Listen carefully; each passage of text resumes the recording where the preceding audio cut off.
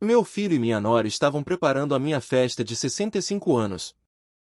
Minha esposa, Beatriz, aproximou-se e sussurrou no meu ouvido. Pegue sua bolsa. Vamos embora agora. Finja que nada está errado.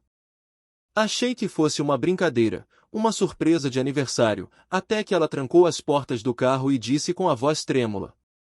Algo está muito, muito errado. Olhe para isto. O que ela me mostrou foi uma evidência que eu jamais esperaria encontrar.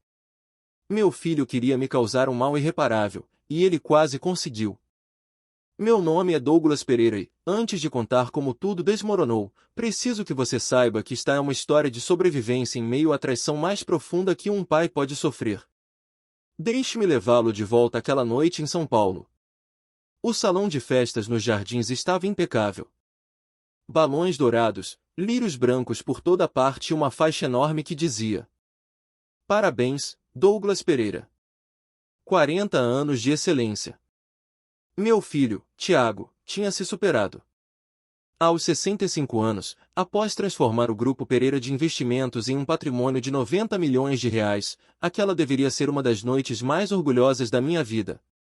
Eu estava perto do bar, cercado por 150 convidados.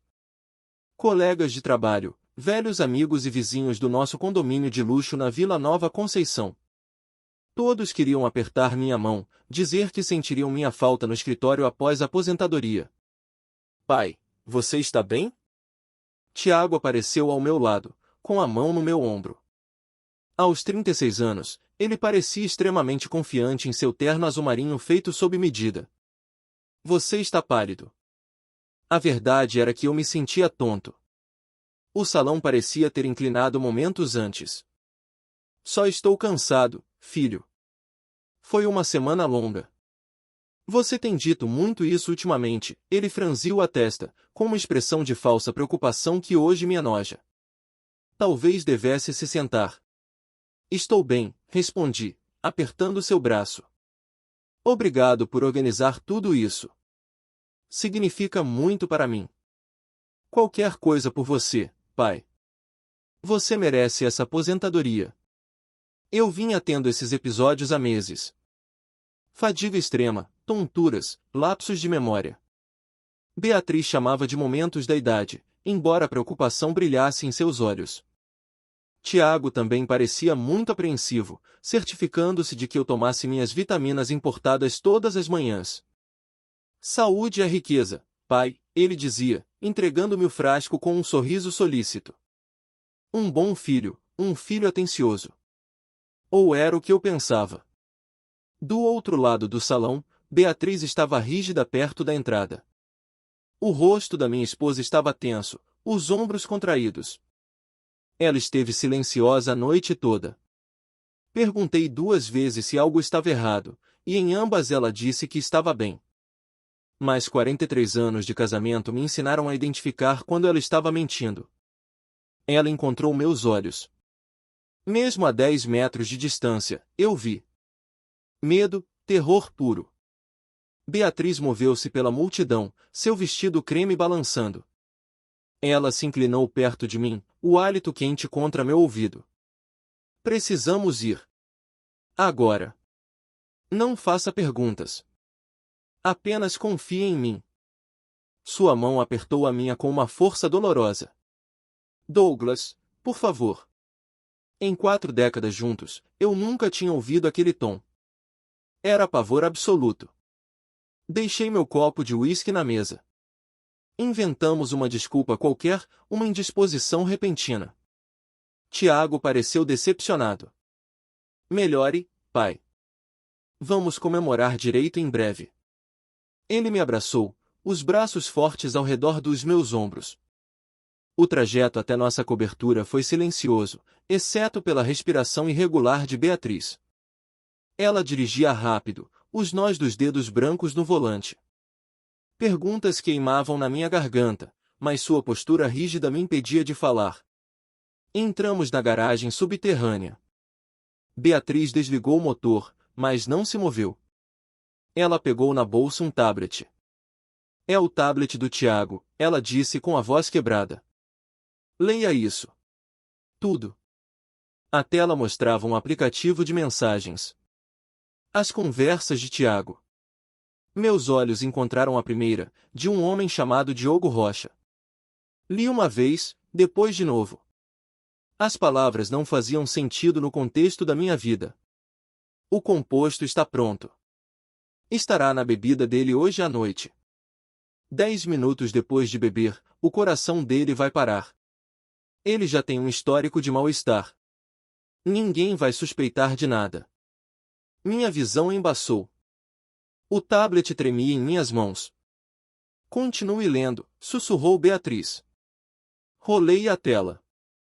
Mais mensagens, datas que remontavam a 6 meses atrás. Detalhes sobre dosagens, sobre o tempo de reação, sobre sintomas que pareceriam naturais.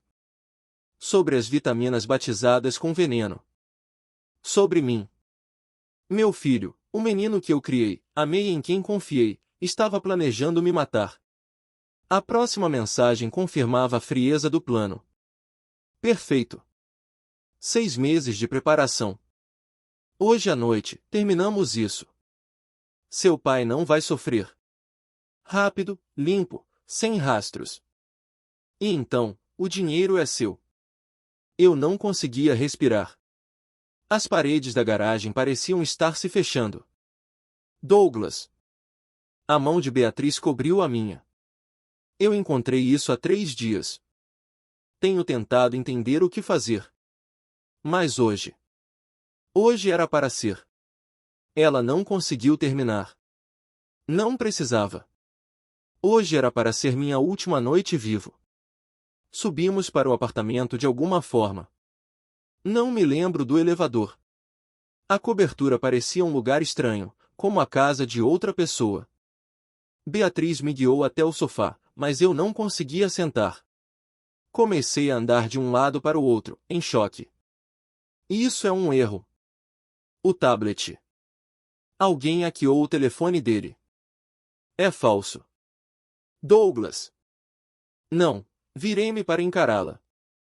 O Tiago não faria isso. Ele é nosso filho, Beatriz. Eu sei quem ele é. Lágrimas escorriam pelo rosto dela. Você acha que eu queria acreditar? Passei 3 dias rezando para estar errada. 3 dias? As palavras me atingiram como um tapa. Você sabia disso há 3 dias? Como se diz ao marido que o próprio filho está tentando assassiná-lo? Assassinato. A palavra ficou suspensa entre nós, pesada e fétida.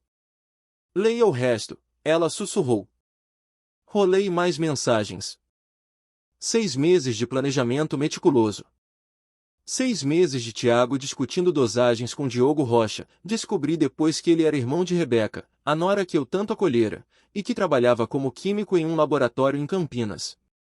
Uma mensagem de 4 meses atrás me paralisou. Tiago, ele está ficando mais fraco. A fadiga é visível. Quanto tempo mais, Diogo? A resposta veio em seguida. Mais 2 meses. Então aumentamos para o golpe final. Envenenamento lento é uma arte. Mal consegui chegar ao banheiro antes de vomitar. Quando voltei, Beatriz estava com o rosto nas mãos. Desabei ao lado dela. Diga-me como encontrou isso. Ela respirou fundo. Quarta-feira de manhã. Tiago disse que eu poderia pegar o tablet dele no apartamento deles, no Itaim Bibi. Ele o tinha esquecido aqui na semana passada. Fui até lá, Tiago estava na academia e Rebeca estava no banho. O tablet estava no balcão da cozinha, com a tela acesa. Uma notificação apareceu, de Diogo. Algo sobre o composto estar pronto. Sua voz falhou. Douglas, eu fiquei ali, na cozinha deles, lendo como eles iam te matar. Como vinham fazendo isso há meses. Como hoje seria a dose final. Como seu coração pararia e todos pensariam que foi um infarto fulminante. A percepção caiu sobre mim como um desmoronamento. Minhas vitaminas. Beatriz assentiu. Todas as manhãs, há 6 meses. Tiago começou essa rotina, lembra? Disse que você precisava estar mais saudável para a aposentadoria. Saúde é riqueza, pai. Eu ouvi a voz dele na minha cabeça, via o sorriso dele enquanto me entregava o frasco todas as manhãs. Meu filho estava me matando com um sorriso no rosto. Tirei fotos com meu celular, continuou Beatriz, depois saí antes que a Rebeca saísse do banho. Fui para casa e não sabia o que fazer. Chamar a polícia? E se eu estivesse errada? Mas como haveria uma explicação para 6 meses de mensagens sobre me envenenar? Eu sei, mas ele é nosso filho. Eu continuei esperando que fosse um pesadelo. Ela começou a soluçar. Eu a puxei para perto. Sentamos no mesmo sofá onde comemoramos a aprovação do Tiago na USP, onde brindamos no seu casamento. O lugar onde ele planejou minha morte. Amanhã, a voz de Beatriz agora estava firme. A primeira coisa que faremos é ir ao hospital sírio-libanês. Exame de sangue. Douglas, sem discussões. Precisamos de provas. Provas reais. Se eu estiver errada, pedirei desculpas pelo resto da vida. Mas se eu estiver certa. Ela me encarou nos olhos. Se eu estiver certa, nosso filho está te matando há 6 meses. Eu queria argumentar, queria defendê-lo, mas no fundo, eu sabia que ela estava certa. Tudo bem, sussurrei. Amanhã, bem cedo. Lá fora, as luzes de São Paulo brilhavam intensamente. Em algum lugar, Tiago devia estar se perguntando por que saímos cedo da sua festa perfeita. Em algum lugar, meu filho estava esperando que eu morresse. A sala de espera do hospital sírio-libanês cheirava a antisséptico e ansiedade. Beatriz e eu estávamos sentados naquelas poltronas desconfortáveis há 3 horas. Minha esposa não soltava minha mão desde que chegamos um aperto firme, o tipo de toque que você dá a alguém quando tem medo de que essa pessoa desapareça. Eu não conseguia parar de pensar naquelas mensagens. Por 6 meses, Tiago esteve me envenenando, colocando algo naquelas vitaminas que ele insistia que eu tomasse todas as manhãs. Pela sua saúde, pai, ele dizia, e eu acreditava nele. Senhor Pereira, uma enfermeira apareceu. O doutor Reis vai recebê-los agora. O médico tinha cerca de 50 anos, cabelos grisalhos e olhos que já tinham dado notícias ruins vezes demais. Ele gesticulou para que nos sentássemos, mas Beatriz permaneceu de pé, de braços cruzados. Senhor Pereira, ele começou, e o tom de sua voz fez meu estômago revirar. Analisei seu exame de sangue 3 vezes. Cheguei a enviar amostras para 2 laboratórios diferentes para confirmar. Ele fez uma pausa dramática. Você tem níveis elevados de um composto à base de potássio em seu sistema. Significativamente elevados. O que isso significa? Minha voz saiu fraca. Significa que alguém o está envenenando de forma lenta e metódica. Ele mostrou os resultados na tela do computador. Com base nos padrões de acúmulo, estimo 6 meses de exposição. 6 meses. As mensagens estavam certas. Qual é a gravidade? A voz de Beatriz tremeu. O doutor Reis virou-se para nós. Senhor Pereira, nos níveis atuais, você teria talvez de 1 a 2 semanas antes que a toxina causasse uma parada cardíaca fulminante. A sala pareceu girar. 1 a 2 semanas. Tiago não estava apenas planejando me matar, ele estava me matando ativamente há meio ano. Cada manhã em que ele me entregava aquelas vitaminas, cada ligação preocupada perguntando sobre minha saúde, ele estava, na verdade, contando os dias para minha morte. Existe tratamento? Beatriz exigiu saber. Podemos começar a terapia de quelação imediatamente para reduzir os níveis de toxina, mas o dano é extenso. Ele foi honesto. Faremos tudo o que pudermos, mas entenda que quem fez isso chegou muito perto de conseguir. Foi o nosso filho. As palavras saíram secas da minha boca. As vitaminas que ele me dava. Foi assim que ele fez, não foi? A máscara profissional do doutor Reis rachou, revelando algo que parecia horror puro. Precisarei relatar isso às autoridades. Nós já temos evidências, disse Beatriz, com a voz endurecida agora. Temos mensagens que provam a intenção, mas precisamos disto como confirmação científica. Vou preparar um relatório toxicológico completo para a polícia. O médico estendeu a mão. Senhor Pereira, comece o tratamento imediatamente e evite qualquer contato com quem fez isso até que estejam sob custódia. No estacionamento do hospital, Beatriz e eu sentamos em silêncio. Ao nosso redor, São Paulo continuava seu ritmo frenético. Carros buzinando, pessoas correndo. O mundo girando para frente, enquanto o meu tinha parado abruptamente. Meu filho me envenenou. Ele olhou nos meus olhos todas as manhãs por 6 meses e me entregou à morte em um frasco de comprimidos. O que faremos agora? Beatriz finalmente perguntou. Olhei para minhas mãos, as mesmas mãos que seguraram Tiago quando ele nasceu, que o ensinaram a jogar bola, que apertaram a mão dele quando ele entrou na minha empresa. Elas estavam tremendo agora. Virei-me para minha esposa e, pela primeira vez desde que li aquelas mensagens, senti algo além de choque. Senti raiva. Uma raiva fria, clara e focada. Agora nós lutamos, eu disse. Tiago queria me matar por causa de dinheiro. Ele está prestes a aprender exatamente do que o pai dele é capaz quando luta pela própria vida. Tínhamos uma semana, talvez 2, mas seria o suficiente. Na tarde de quinta-feira, Beatriz e eu nos sentamos diante de Dr. Ricardo Fontes, em seu escritório na Avenida Paulista. O advogado tinha 65 anos, cabelos prateados e a presença firme de quem lidou com décadas de casos familiares que deram errado. Senhor Pereira, disse Ricardo, estudando as mensagens que Beatriz havia encaminhado. Isso é condenável, mas dificilmente se sustentará no tribunal se não fizermos do jeito certo. Elas foram obtidas do dispositivo pessoal de Tiago sem um mandado.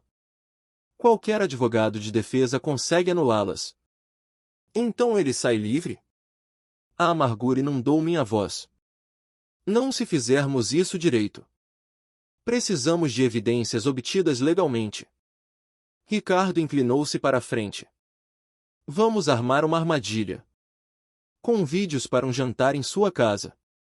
Sua propriedade significa que podemos gravar tudo legalmente. Se Tiago tentar envenená-lo novamente, nós o pegamos. Ele apertou o interfone. Peça para o Paulo Henrique entrar. O homem que entrou tinha cerca de 52 anos, porte sólido e olhos alertas. Era um ex-detetive da Polícia Civil que agora trabalhava como investigador particular. Senhor Pereira, Paulo disse abrindo seu laptop. Andei investigando sua nora. Rebecca Morgan é o nome que ela usa agora. Há 4 anos, ela era Nicole Patrício. A mão de Beatriz apertou a minha. Paulo puxou um relatório policial. Nicole era casada com Thomas Morgan, um banqueiro de investimentos de 52 anos em Campinas. Há 4 anos, ele caiu da escada em casa. A morte foi registrada como acidental, mas a filha dele nunca acreditou. Acidental? Repeti, sentindo meu sangue esfriar. A filha, Melissa Morgan, tinha 26 anos na época e pressionou por uma investigação, mas não havia provas suficientes. Paulo continuou. Nicole herdou 12 milhões de reais e desapareceu. Mudou de nome legalmente há 3 anos, logo antes de conhecer seu filho.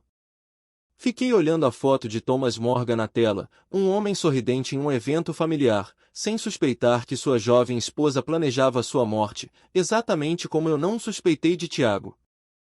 Ela já fez isso antes, eu disse lentamente. Ou o Tiago sabia exatamente quem estava trazendo para a família, interveio Ricardo. Aquelas mensagens mencionam que ela entendia a situação. E se ele a escolheu especificamente porque ela tinha experiência? O mundo pareceu inclinar novamente. Meu filho aliando-se deliberadamente a uma assassina. Tem mais, Paulo prosseguiu. Diogo Rocha trabalha em um laboratório farmacêutico de grande porte. Ele tem acesso a substâncias controladas. Há 3 meses, o inventário mostrou discrepâncias em compostos de potássio. Quantidades pequenas, nada que gerasse uma investigação interna, mas o suficiente para matar o senhor. Se provarmos que Diogo forneceu o veneno, isso é conspiração para assassinato, disse Ricardo. Ele vai entregar o Tiago e a Rebeca para se salvar. Entrei em contato com Melissa Morgan esta manhã, acrescentou Paulo. Ela quer justiça pelo pai dela e pelo senhor. Ela vai testemunhar sobre suas suspeitas. Ricardo uniu as mãos. Eis o plano. Jantar de sábado à noite na sua casa. Instalamos câmeras e equipamentos de gravação, tudo legal, dentro da sua propriedade. Daremos a Tiago a oportunidade perfeita de terminar o que começou. Minha equipe incluirá um paramédico de prontidão. Se o Tiago envenenar uma bebida, nós a trocaremos antes que o senhor consuma qualquer coisa. E se ele suspeitar? Perguntou Beatriz. Ele não vai, disse Paulo com confiança. O senhor está morrendo conforme o cronograma dele. Por que ele suspeitaria do pai devoto? A expressão de Ricardo tornou-se séria. Douglas, entenda isto. Uma vez que fizermos isso, não há volta. Seu filho irá para a prisão. Rebeca também. Sua família, como você a conhecia, acaba aqui. Você tem certeza? Pensei nos 6 meses de Tiago me entregando à morte com um sorriso. Pensei em Thomas Morgan rolando escada abaixo enquanto a esposa assistia. Pensei em Melissa, 4 anos sabendo da verdade sem poder provar. Pensei no meu exame. 2 semanas de vida restantes. Ele deixou de ser meu filho no momento em que decidiu que eu valia mais morto do que vivo. Minha voz saiu firme e fria. Temos 6 dias. Vamos fazer cada um valer a pena. Na manhã de sexta-feira, uma van comum estacionou na entrada da nossa casa na Vila Nova Conceição. A equipe de Paulo Henrique trabalhou rápido, transformando nosso lar em uma verdadeira rede de vigilância. 8 câmeras, explicou Paulo. Sala de estar, sala de jantar, cozinha. Lentes pinhole, invisíveis, e áudio embutido nas luminárias. Ele me entregou um dispositivo. Isso se conecta aos monitores na van. Ricardo e eu assistiremos a tudo em tempo real. E a equipe médica? Perguntei. Uma van de paramédicos estará a 2 casas de distância na noite de quarta-feira. Um colega do Dr. Reis estará lá dentro com medicamentos para aquela ação e equipamentos cardíacos. Se o Tiago conseguir colocar veneno no seu sistema, teremos 90 segundos para agir. À tarde, nossa casa parecia normal. Nada denunciava as câmeras ou os microfones, mas eu os sentia constantemente. O sábado e o domingo foram um borrão de ensaios. Beatriz e eu praticamos a troca de copos 100 vezes. Eu alcançava o uísque, ela esbarrava acidentalmente, e substituíamos por um copo idêntico. Tem que parecer natural, instruía Ricardo. O Tiago é inteligente. Se ele suspeitar de uma armadilha, ele vai embora. Na noite de domingo, o movimento já era memória muscular. Na manhã de segunda-feira, peguei meu telefone. Minha mão tremia enquanto eu via o histórico de mensagens de Tiago. 6 meses de eu te amo, pai encarando-me de volta. 6 meses de mentiras. Ele atendeu no segundo toque. Pai, como você está se sentindo? Cansado, filho, respondi, sentindo um gosto amargo. Você e a Rebeca podem vir jantar aqui na quarta-feira? Só nós 4. Tenho pensado muito na família. Houve um silêncio. Então. Claro, pai. Que horas? Estaremos aí às 7. Família é o que importa. Desliguei antes de dizer algo de que pudesse me arrepender. Os 2 dias seguintes rastejaram. Continuei os tratamentos no Sírio-Libanês, com o Dr. Reis monitorando meus níveis. O veneno estava diminuindo, mas lentamente. Na noite de terça, mal dormi. Às 3 da manhã, Beatriz sussurrou. Ainda podemos cancelar isso e deixá-lo livre por uma tecnicalidade. Olhei para o teto. Não, vamos terminar isso. A quarta-feira chegou com uma normalidade cruel. O sol nasceu sobre a cidade, as pessoas seguiram suas rotinas, e eu me preparei para jantar com meu filho, sabendo que ele planejava me matar. Paulo ligou ao meio-dia. Verificação de equipamento concluída. Câmeras operacionais, equipe médica informada. Estamos prontos. Eu também, menti. Beatriz passou a tarde cozinhando um assado de panela real, com purê de batatas. Os cheiros que preenchiam a casa eram dolorosamente familiares, lembretes de 1000 jantares em que eu acreditava que meu filho me amava. Às 18h30, tudo estava pronto. A van de Paulo estava posicionada, a equipe médica esperava na esquina. 8 câmeras vigiavam nossa sala de jantar. Beatriz terminou de arrumar a mesa. Ela colocou o copo de uísque marcado no meu lugar. Um reserva idêntico estava ao alcance para a troca. Olhei o relógio. 18h45. Você está pálido, disse Beatriz suavemente. Estou prestes a jantar com meu filho enquanto ele tenta me assassinar, tentei sorrir. Palidez parece apropriado. Ela segurou meu rosto. Vamos acabar com isso hoje à noite. Às 19h em ponto, a campainha tocou. Tiago estava lá com Rebeca, ambos vestidos para uma celebração. Meu filho usava um blazer elegante e aquele sorriso confiante de que eu um dia me orgulhei. Rebeca parecia sofisticada em um vestido preto, com olhos brilhando de antecipação. Pai! Tiago me abraçou. Forcei-me a não recuar. Você parece bem. Alguns dias são melhores que outros, respondi. Beatriz surgiu da cozinha. Tiago, Rebeca. Que bom que vieram. Sentamos na sala para uma conversa fiada que parecia como engolir vidro. Tiago perguntou sobre minha saúde, minha aposentadoria, o futuro do patrimônio.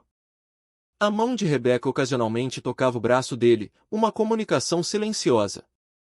Tiago, ajude-me com as bebidas, eu disse, levantando-me. Peguei aquele Macallan 18 anos que você adora. Claro, pai. No meu escritório, servi o bourbon em 2 copos de cristal. Acima de nós, uma câmera pinhole registrava tudo. Minhas mãos estavam firmes, apesar do meu coração martelando. Tenho pensado no que você disse Tiago casualmente, sobre a família ser o que importa. Tudo o que construí foi pela família. Deixei a garrafa na mesa. Já volto. Esqueci o gelo. Saí para o corredor, deixando Tiago sozinho com os copos por exatos 10 segundos. 10 segundos para meu filho fazer sua escolha. Quando voltei, Tiago estava junto à janela, com as mãos nos bolsos. Os copos estavam na minha mesa, o líquido âmbar captando a luz. Coloquei gelo em ambos e entreguei um a ele. Voltamos para a sala de jantar. O copo marcado estava no meu lugar. Tiago ergueu o dele. A família. A família, ecoei. Levei o copo até a metade do caminho para os lábios quando Beatriz moveu-se atrás de mim, fingindo alcançar um prato. O cotovelo dela conectou-se com meu braço, um movimento ensaiado 1000 vezes, e o copo voou da minha mão. O cristal estilhaçou-se contra o piso de madeira, o bourbon espalhando-se pela toalha de mesa. Meu Deus, Douglas, me desculpe, exclamou Beatriz. O rosto de Rebeca ficou branco, os olhos arregalados de horror e fúria. A mandíbula de Tiago se contraiu, os nós dos dedos empalidecendo. Está tudo bem, eu disse, com a voz deliberadamente fraca. Na verdade, não estou me sentindo bem. Meu peito. Pressionei a mão contra o externo. Pai, Tiago meio que se levantou. Devemos ligar para o 192. Não, só preciso de descanso. Talvez devêssemos encerrar a noite. Mas acabamos de chegar, disse Rebeca, com a voz tensa. Sinto muito por encurtar o jantar. Levantei-me com cuidado. Tiago, pode levar vocês até a porta? Meu filho me encarou, calculando, imaginando se o veneno de alguma forma já havia feito efeito. Claro, pai. Melhore. Ele beijou meu rosto, um Judas com um sorriso. Beatriz os acompanhou até a saída. Pela janela, observei-os chegar ao carro. A mão de Tiago tremia ao destravar a porta. Assim que eles se afastaram, peguei meu telefone. Paulo, você pegou? Cada segundo em 4K, respondeu ele. O Tiago adicionando pó no seu copo. Claro como o dia. Olhei para os cacos de cristal brilhando no chão. Em algum lugar naquele bourbon derramado havia veneno suficiente para parar meu coração. 30 minutos depois, sirenes cortaram o silêncio do bairro. Fiquei na janela vendo as luzes vermelhas e azuis convergindo para o prédio de Tiago, a poucas quadras dali. Meu celular vibrou. Mensagem de Paulo. Ambos sob custódia. Acabou. Beatriz parou ao meu lado. Acabou, sussurrei. Ela segurou minha mão. Não, está apenas começando. Na manhã seguinte, a sala de reuniões na sede da polícia, na Rua da Consolação, parecia fria e estéril. Eu estava sentado em frente ao delegado Marcos Souza, um homem de olhos cansados e uma montanha de papéis sobre a mesa. Ao meu lado estava Ricardo, meu advogado, cuja presença era a única coisa que me impedia de desabar em lágrimas ali mesmo. Senhor Pereira, começou Marcos, ligando a gravação das câmeras. A imagem do seu escritório é cristalina. Vemos Tiago tirar um frasco pequeno do bolso e despejar o pó no seu copo enquanto o senhor está na cozinha. O laboratório já confirmou. É cloreto de potássio concentrado. Combinado com as doses que o senhor vinha recebendo nas vitaminas nos últimos 6 meses, isso teria causado uma parada cardíaca imediata. Eu olhava para a tela, para o rosto do meu filho. Ele parecia tão focado, tão determinado. Não havia um pingo de dúvida nele. Também prendemos Rebeca e o irmão dela, Diogo, continuou o delegado. Durante a busca no apartamento no Itaim Bibi, encontramos um esconderijo atrás de um painel falso no armário. Havia documentos de contas offshore nas Ilhas Cayman em nome de Tiago e prontuários médicos de um certo Thomas Morgan, de Campinas. Parece que Rebeca os guardava como uma espécie de troféu. Eles confessaram? Perguntei, minha voz soando estranha aos meus próprios ouvidos. Diogo falou primeiro. Assim que percebeu que poderia pegar até 30 anos por cumplicidade em homicídio, ele entregou todo mundo. Confirmou que Tiago pagava a ele pelo fornecimento dos compostos químicos. Rebeca está em silêncio, exigindo o melhor advogado do Brasil. E o seu filho? Marcos hesitou. Seu filho alega que o senhor mesmo pediu por isso, supostamente devido a uma doença terminal, e que ele só queria aliviar o seu sofrimento. Essa mentira foi a gota d'água. Fechei os olhos. Tiago tentava transformar sua traição em um ato de misericórdia. As semanas seguintes tornaram-se um ciclo interminável de audiências judiciais e procedimentos médicos. Meu organismo se limpava lentamente das toxinas. Os médicos do Sírio-Libanês fizeram um milagre, mas as feridas psicológicas demorariam muito mais para cicatrizar. Tive que passar o comando do Grupo Pereira de Investimentos para um gestor de confiança. Eu não tinha forças nem para olhar os relatórios. Certa noite, Melissa Morgan veio me visitar. A filha do banqueiro de Campinas. Sentamos no terraço, observando as luzes do Parque Ibirapuera. Obrigada, Douglas, disse ela baixinho. O senhor fez o que eu não consegui fazer 4 anos atrás. O senhor os pegou. Agora meu pai pode descansar em paz. Ficamos sentados em silêncio por um longo tempo. 2 pessoas cujas vidas foram destruídas por aqueles em quem mais confiavam. O julgamento de Tiago e Rebeca foi uma sensação na mídia brasileira. As manchetes gritavam sobre veneno na alta sociedade e o filho Judas. Eu não compareci à leitura da sentença. Ricardo me ligou. Tiago pegou 25 anos, Rebeca 28 anos, considerando os episódios anteriores, e Diogo 12 anos por colaboração. 1 ano se passou. Ainda moro em São Paulo, mas aquele apartamento não parece mais um lar. Beatriz e eu compramos uma casa pequena em Ilhabela, perto do oceano. Aqui o ar é mais puro e os ruídos da cidade não me lembram daquela noite. Olho para as minhas mãos. Elas não tremem mais. Eu sobrevivi. Mas o preço dessa vida foi terrivelmente alto. Perdi um filho, mas encontrei a verdade. Meu pastor na igreja local costuma me dizer: Douglas, você não pode controlar as escolhas de outra pessoa, mesmo que você a tenha criado. Essas palavras me trazem uma paz frágil.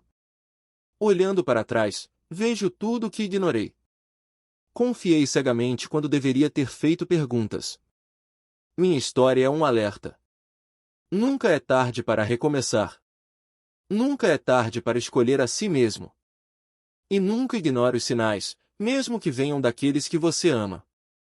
Se o meu relato ajudar pelo menos um pai ou um avô a verificar suas vitaminas saudáveis ou contas suspeitas, então passar por esse inferno não terá sido em vão. Fiquem atentos. Protejam aqueles que realmente amam vocês e ouçam seus parceiros quando eles disserem: tem algo errado aqui.